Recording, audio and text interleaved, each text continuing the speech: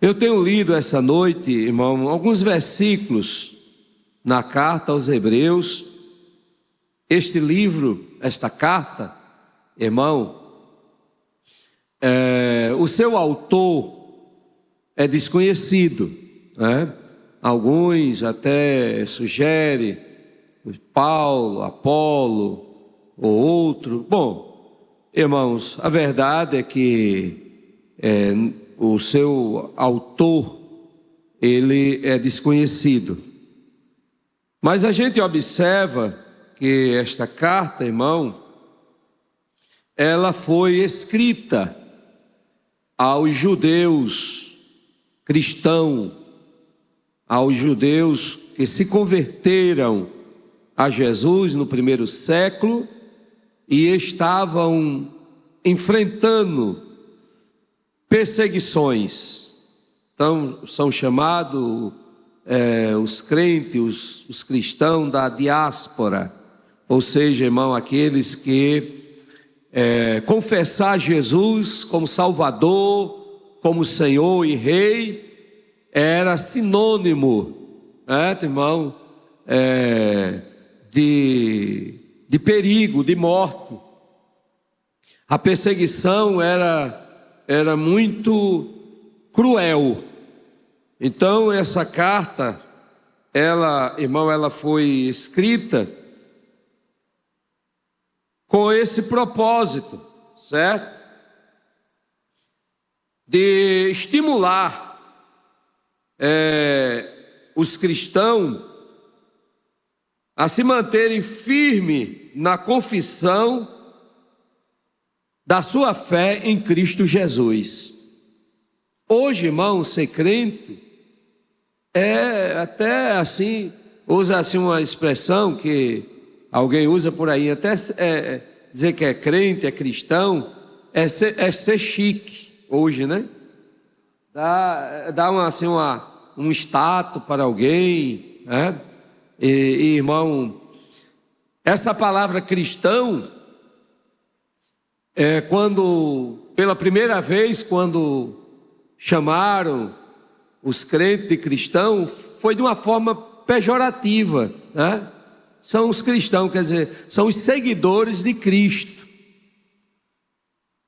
Então ser chamado de cristão, irmão, era uma forma pejorativa, alguém de forma de desprezo, né? Hoje, irmão, os irmãos sabem que o cristianismo hoje não se aplica não só a quem são os que são evangélicos, né? Mas, por exemplo, irmão, hoje, por exemplo, os cristãos evangélicos, os cristãos católicos, né? Mas observe que naqueles dias havia muita perseguição. A coisa não era fácil, certo? A qualquer momento, irmão, por causa do nome de Jesus, aquela pessoa podia ser morta. Aquela pessoa, irmão, ela podia perder, certo, irmão, os seus bens, o que ela possuía. Isso aconteceu com muitos. Pois observe que o versículo, irmãos, 32 da leitura, diz assim: lembrai-vos, porém, dos dias passados, em que depois de serdes iluminados, suportaste grandes combates de aflições. Ou seja, o escritor está dizendo aqui para aqueles irmãos que depois que eles se converteram, depois que eles aceitaram a Jesus, depois que eles foram iluminados, eles suportaram grandes combates de aflições, por causa do nome de Jesus. Versículo 33, e em parte fosse feito espetáculo, com vitupérios, tribulações, e em parte foste participantes com os que assim foram tratados. Porque também vós compadeceste dos que estavam nas prisões, e com gozo permitiste a expoliação dos vossos bens. Irmão, quem se sente alegria, quem tem alegria em ver alguém levando os seus bens, tomando o que você tem? Então, pelo fato de você ser cristão, confessar Jesus, certo? O Estado, ele chegava, irmão, e confiscava tudo que você tinha. E ele diz aqui que com gozo permitiste a expoliação dos vossos bens, sabendo que em vós mesmo tendes nos céus uma possessão melhor e permanente. Irmão, que fé, que confiança, né, irmão? Pode levar tudo, pode, se tiver deixar só com a roupa do corpo, pode deixar. E se quiser levar a roupa do corpo, pode levar também, porque eu tenho certeza que no céu, glória ao nome do Senhor, certo? Eu tenho uma possessão melhor e mais permanente. Sabe o que isso significa, irmão? É certeza de que sua pátria não é daqui, que nós não somos daqui, e que as coisas daqui, irmãos, elas são efêmeras, elas são passageiras, nós não vamos levar. Isso aqui, meus irmãos, é você ser liberto do sentimento de ser aquela pessoa apegada às coisas materiais. Hoje nós vemos um cristianismo hoje, irmão, que ninguém quer abrir mão de nada, ninguém quer perder nada. É alguém que às vezes até querendo tirar vantagem, né? Até onde não precisa, não pode, não é permitido. Mas aqueles crentes, aqueles irmãos, eles serviram como espetáculos de perseguição, de vitupério, de tribulação,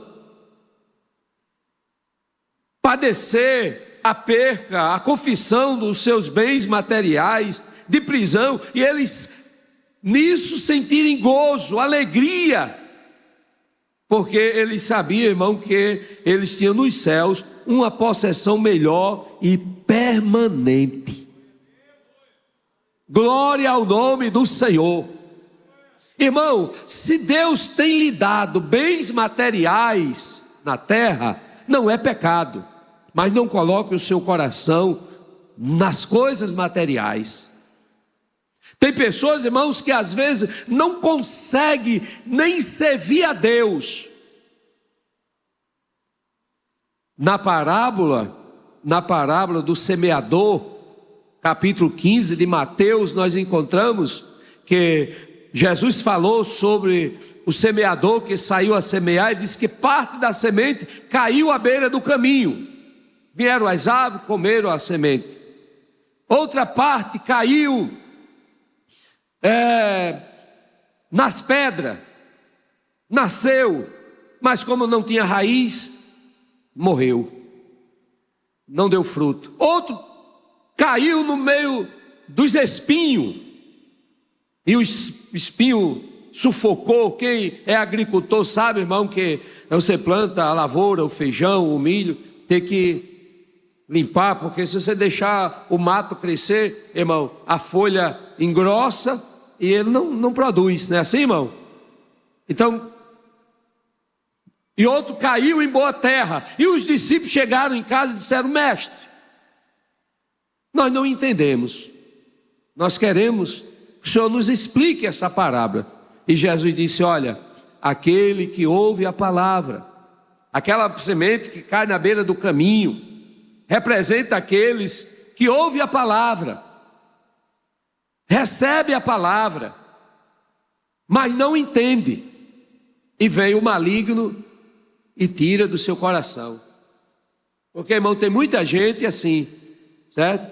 Que eles crerem, aceitam Jesus como Salvador, eles recebem Jesus como Salvador, mas eles não entendem o Evangelho, a mensagem do Evangelho. E, irmão, vem a ave de rapina, vem o maligno e tira aquela semente com facilidade.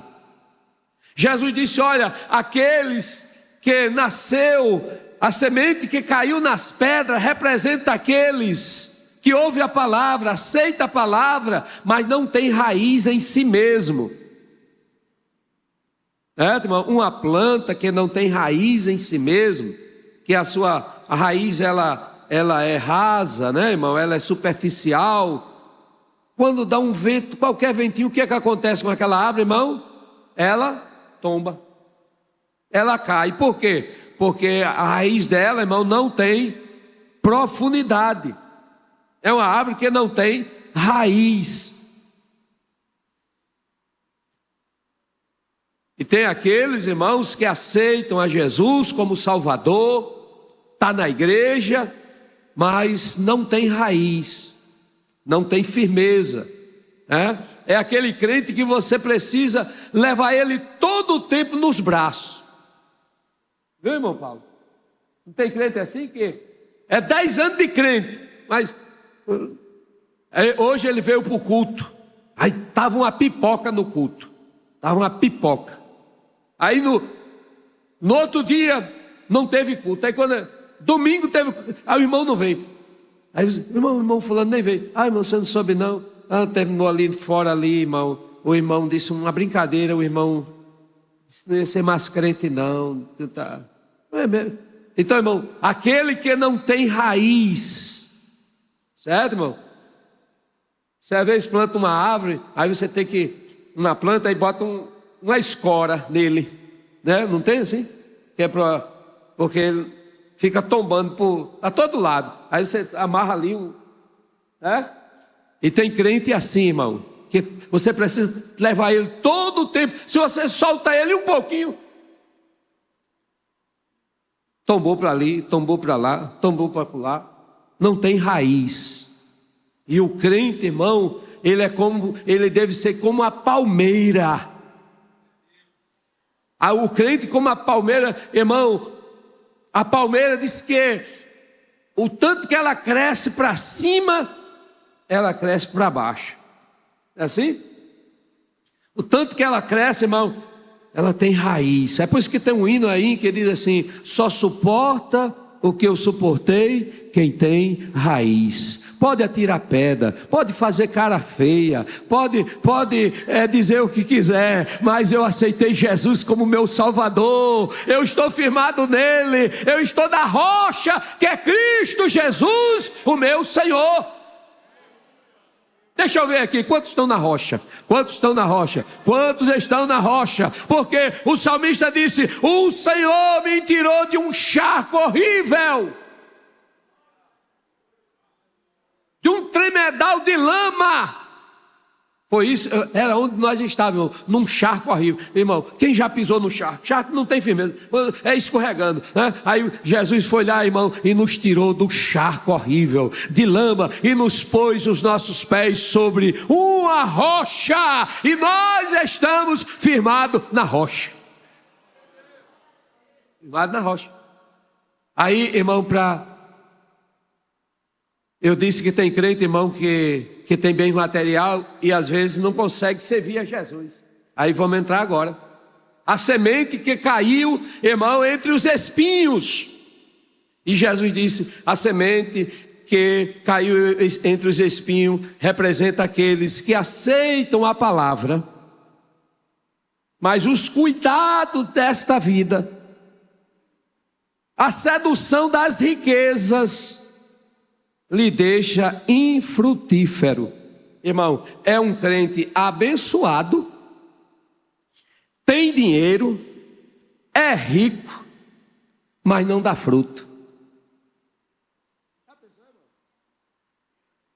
Não tem fruto, por quê, irmão? Porque ele não consegue, Por quê? Porque ele está preocupado, irmão, só em ganhar mais dinheiro, em fazer mais dinheiro, em ter mais. Eu vou construir isso aqui mais, eu vou fazer mais isso aqui. Irmão, não estou dizendo que é pecado você ter as coisas e ser bem sucedido, não.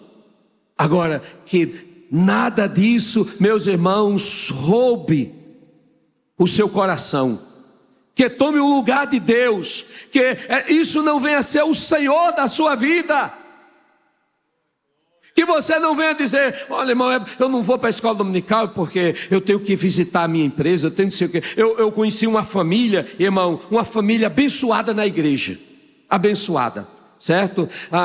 Aquela família, a irmã era engenheira, um casal novo. Aí o irmão fez um concurso para o Banco do Brasil, e irmão, aí foi trabalhar no Banco do Brasil, aí deixaram logo de vir para a escola dominical.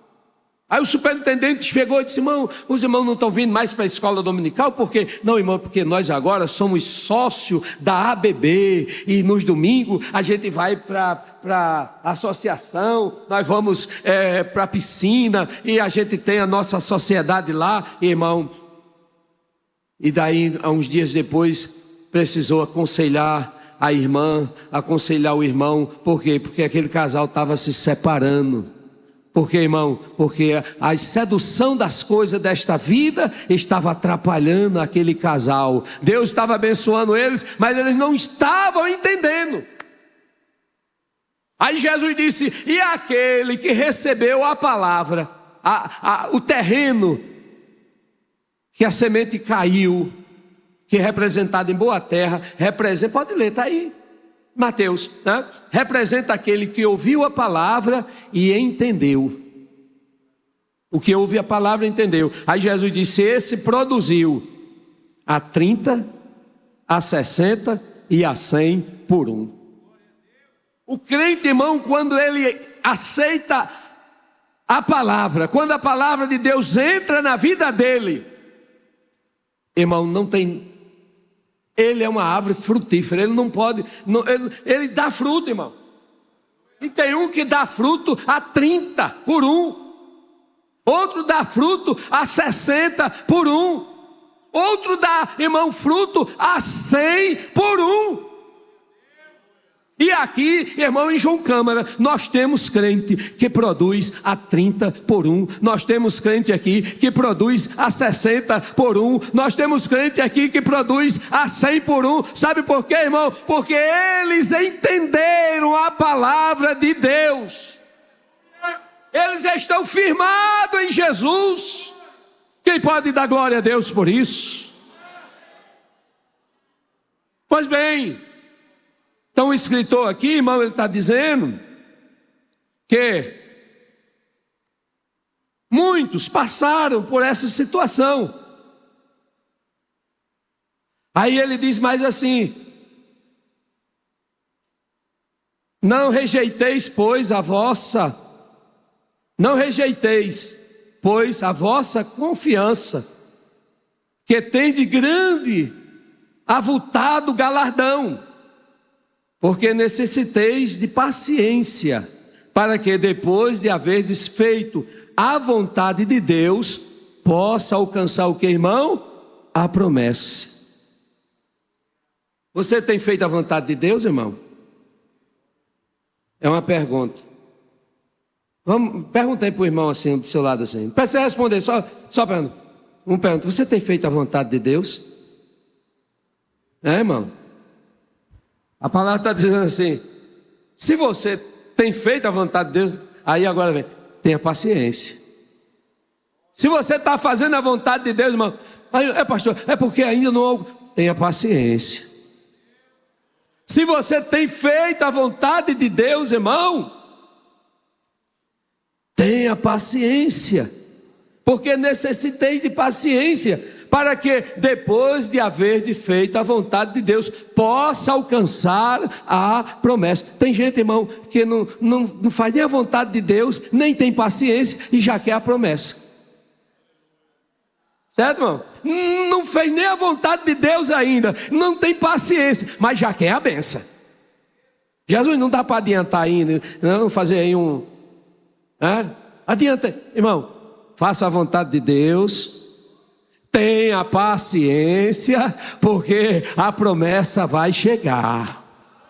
A bênção vai chegar. Quem prometeu, irmão, é fiel. Glória ao nome dele. É isso, irmão, que às vezes a gente pega a Bíblia e lê numa carreira tão grande. É como quem come, irmão, e não mastiga. A minha esposa diz assim: você está comendo rápido demais, coma mais devagar, mastigue mais, porque do jeito que você está comendo, a comida não serve. Eu: não serve não, coma mais devagarinho, mastigue mais. Então, irmão, vá comendo devagarinho, vá mastigando, vá tendo paciência, porque no tempo, e nem é no meu, nem é do seu, é no tempo de Deus. Alguém vai bater na porta: é aqui que mora fulano de tal? Tem uma encomenda aqui, assina aqui. O que é isso? Estava mais nem lembrado. É a promessa de Deus. É a bênção de Deus na sua casa. É a bênção de Deus na sua família. Oh, bendito seja o nome do Senhor. Porque ainda um pouquinho de tempo que há de vir virá e não tardará. Mas o justo viverá de que, irmão? Da fé. Interessante, irmão, que esse versículo, quando diz que o justo viverá da fé, você encontra ele em Abacuque capítulo 2, versículo 4. Você encontra esse versículo: o justo viverá da fé. Você encontra esse mesmo versículo, irmão, Romanos capítulo 1 e versículo 7. Está lá esse mesmo versículo: o justo viverá da fé. Você encontra, irmão, esse mesmo versículo em Gálatas capítulo 3, versículo 11: o justo viverá da fé. E aqui em Hebreus 10 e 38: o justo viverá da fé. Irmão Renan, e tem muita gente que não entende esse versículo. Eu era pastor em Acari, e um dia chegou um irmão lá em casa. Ele tinha uma criancinha e duas bebezinhas gêmeas, bem bonitinhas, as meninas dele. Aí ele chegou lá em casa um dia, aí disse: pastor, eu vim aqui porque, olha, eu estou vivendo pela fé. Eu digo: glória a Deus, irmão. Ele disse: pastor, o senhor ainda dá glória a Deus? Sim, irmão, o senhor não está dizendo que está vivendo pela fé? A Bíblia diz que não, pastor, mas olha, é porque eu estou com uns 3 meses de aluguel atrasado, eu estou desempregado, as minhas 3 filhas estão doentes, e eu estou só vivendo pela fé. Eu digo: irmão, o senhor não está vivendo pela fé não. Ele olhou para mim assim: está não, irmão. Quer dizer que se o irmão estivesse trabalhando, as suas filhas estivessem com saúde, e o aluguel estivesse em dia, o irmão não estava vivendo pela fé não? Ele ficou olhando assim. Eu digo: irmão, viver pela fé, sabe o que significa? Eu conversando com ele, eu disse: viver pela fé, irmão, significa depender de Deus em todo o tempo, independentemente qualquer situação que esteja vivendo. Não importa, irmão, a situação, o momento em que você está vivendo. Você está alegre? Eu estou vivendo pela fé. Eu estou passando um problema de dificuldade na minha vida, mas eu estou vivendo pela fé. Eu estou empregado, glória a Deus, eu estou vivendo pela fé. Eu estou desempregado, mas eu estou vivendo pela fé, porque a Bíblia está dizendo: o justo viverá pela fé. E se ele recuar, se ele desistir, se ele abandonar, a Bíblia está dizendo: a minha alma não tem prazer nele. Então, irmão, em todo tempo, o crente, irmão, ele vive pela fé. É a fé que nos sustenta. É a fé que nos aproxima de Deus. É a fé, irmão, que nos faz ver o impossível. A fé, meus irmãos, na verdade, é a âncora da nossa alma. A fé, meus irmãos, fez com que Moisés abrisse mão de ser chamado filho da filha de Faraó, escolher ser maltratado com o povo no deserto, porque, diz a palavra, porque ele tinha em vista a recompensa. Irmão? Quando Deus disse assim, Noé, constrói a arca. A Bíblia diz que pela fé, Noé, irmão, construiu a arca. Pela fé, Deus mandou construir, vou construir. Porque, irmão, é depender, é confiar. Glória ao nome do Senhor. Pode, irmão, faltar tudo, mas menos a fé. Tem um hino que diz, você pode ter perdido tudo. Quem conhece esse hino, irmão? Os irmãos sabem. Se a gente puder cantar, vamos até cantar esse hino. Vamos cantar agora, irmão? Vamos, Se você perdeu tudo aqui, menos a fé em Deus. Quem sabe assim?